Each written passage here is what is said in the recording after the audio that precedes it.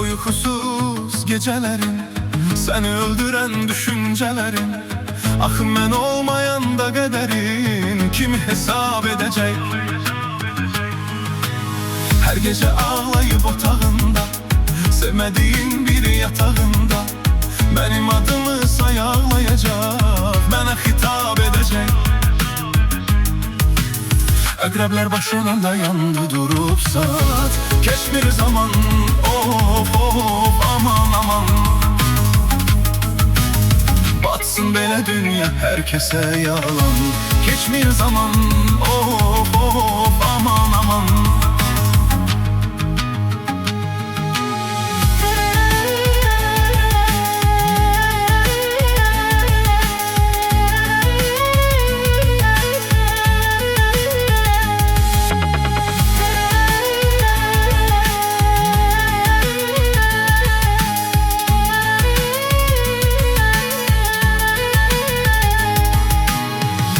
Şeklimi saklayacan, her gece hönkür hönkür ağlayacan, hatireleri ver ağlayacan, hele kitap edecek.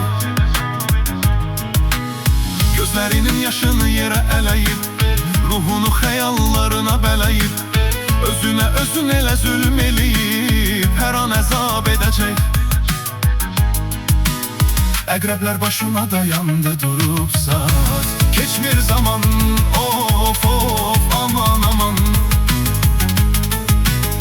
Batsın böyle dünya herkese yalan, geçmir zaman, of of aman aman.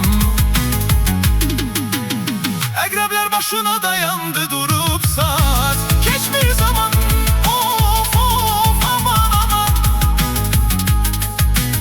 Batsın böyle dünya herkese yalan, geçmir zaman.